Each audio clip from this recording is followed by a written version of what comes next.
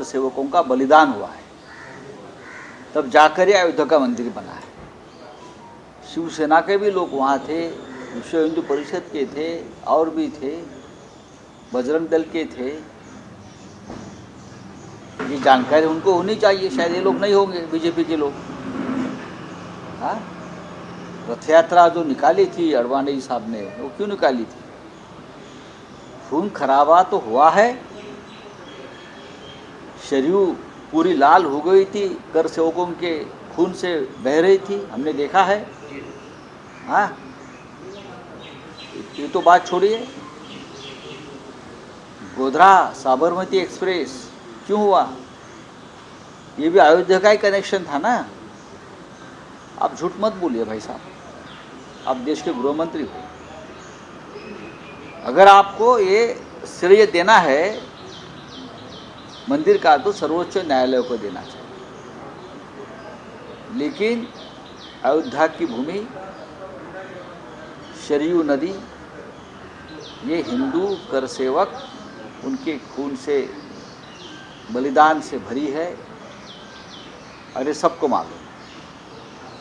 अगर आप ऐसा कहते हो तो ये कर सेवकों का, हिंदू संगठन का अपमान है कि बिना खून बहाए हुए राम मंदिर का निर्माण हुआ।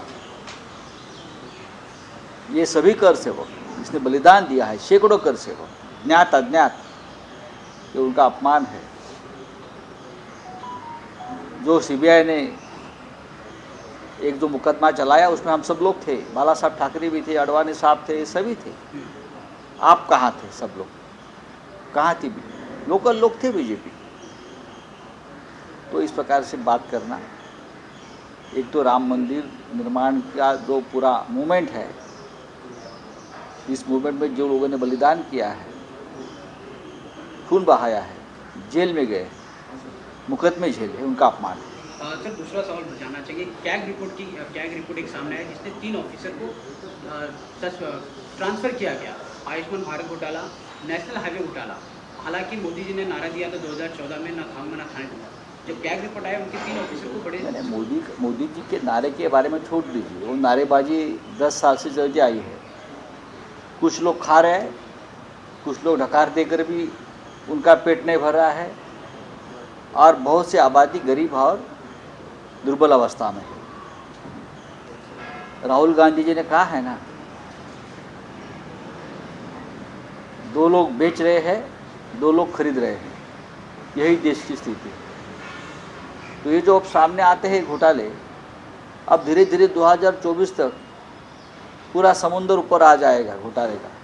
बोलिए, आप बोला काय? एकनाथ शिंदे यांचा अपवाद होणार होता असं म्हणजे काय बघतो, सुरक्षा काढण्यात आली होती। हां, मग कुठेतरी आम्ही सोड रे, याआधी देखील हा विषय काढण्यात आला होता। किरकोळ छोटे लोक आहेत. सर, दुसरी गोष्ट म्हणजे मेट्रोचं जे कारशेड पंचनामा ते होणार होतं, ज्यावेळी उद्धव ठाकरे त्यावेळी अनेक लिटिगेशन्स इश्यू आले. आज MMRDAने 506 कोटीचा निधी देऊन त्याच ठिकाणी त्याच कांजूरमार्गच्या जागेवर मेट्रो 6चं कारशेड बांधणार असं जाहीर केलं.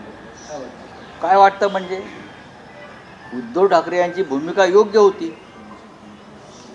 जे आरे आरे आरे आरे करत होते, आज शेवटी तुमचं सरकार आहे आणि तुम्हीही त्याच जागेवरती कारशेड उभी करताय. किती काळ गेला मधला? 3 वर्षाचा काळ मधला निघून गेला. किती खर्च वाढला, वेळ गेला, लोकांना त्रास झाला. अजूनही रस्ते तिथे ब्लॉक होत आहेत त्या भागामध्ये. इतक्याला मेट्रो सुरू झाली असती. पण विरोधासाठी विरोध, हे भारतीय जनता पक्षाचे धोरण आहे. देवेंद्र फडणवीस यांनी हा प्रतिष्ठेचा प्रश्न केला होता, नाही होऊ देणार म्हणा. कसं होतंय ते पाहतो मी. कायदेशीर अडचणी निर्माण केल्या. वारंवार आदित्य ठाकरे, उद्धव ठाकरे यांना समजून सांगत होते, विरोध करू नका. हा मुंबईतल्या जनतेच्या विकासाचा आणि सुविधांचा प्रश्न. शेकडो वारेतली जंगलं, झाडं तोडून आपण पर्यावरणाचा नाश केला. लोकांवर खटले दाखल केलेत विरोध करणार, आणि शेवटी परत आलाच कुठे ते तिथेच. हे यांचं राजकारण, हे यांचं धोरण आहे. सर, इंडियन एअरलाइंस की बात सर इंडिया अलायंस की बात करते हैं, 5 राज्यों के चुनाव की घोषणा हुई, सीट शेयरिंग को लेकर क्या फॉर्मूला सर? हालांकि बात ऐसे है, विधानसभा का चुनाव है। जी हाँ सर। इंडिया अलायंस की जो गठबंधन हुआ है वो खास करके 2024 के लोकसभा के लिए हुआ है। बहुत से राज्यों में विधानसभा लोकल लेवल पर लड़ी जाती है, तो वहाँ की लोकल जो स्थिति है उसका ऊपर सीट शेयरिंग हो जाएगा। लोकसभा सीट शेयरिंग को लेकर कि हालांकि कुछ दिनों बाद ही सर, हालांकि इसको डेट हम इंडिया अलायंस में चर्चा होती है लोकसभा चुनाव की, और उसके ऊपर हम सीमित रखेंगे। अब राजस्थान में, मध्य प्रदेश में, तेलंगाना में, हाँ, या छत्तीसगढ़ में, यहाँ तो कांग्रेस है। बड़ी बात, बड़ी पार्टी कांग्रेस है, तो कांग्रेस तय करेगी किसको साथ लेना है, किसको साथ नहीं लेना है। सर अलायंस हालांकि आप लोगों ने लोकसभा चुनाव के लिए किया है, कितने अनुमान बता सकते हैं कितनी सीटें? हालांकि बीजेपी दावा करती 300, आप लोग कितना दावा करते हैं? क्या लोकसभा में? जी हाँ।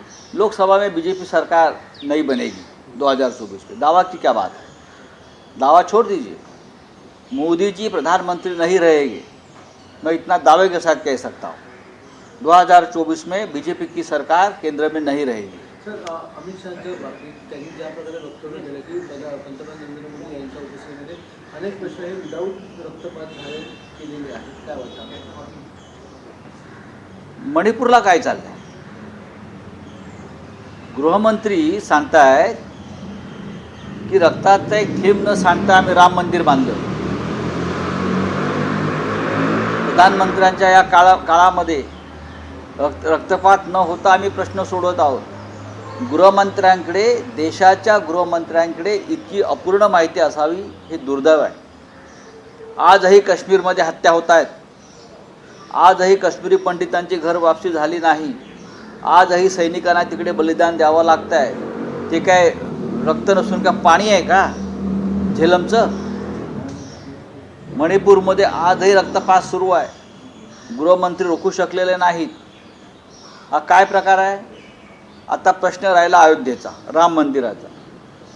की अयोध्येच्या संदर्भात त्यांचं असं वक्तव्य आहे की रक्ताचा एक थेंब न सांडता आम्ही राम मंदिर उभं करत आहोत असं सांगणं, हा 2 करसेवांमध्ये शेकडो करसेवकांनी जे बलिदान दिलं, रक्त सांडलं, मृत्यूला कवटाळलं, हा त्यांचा अपमान आहे।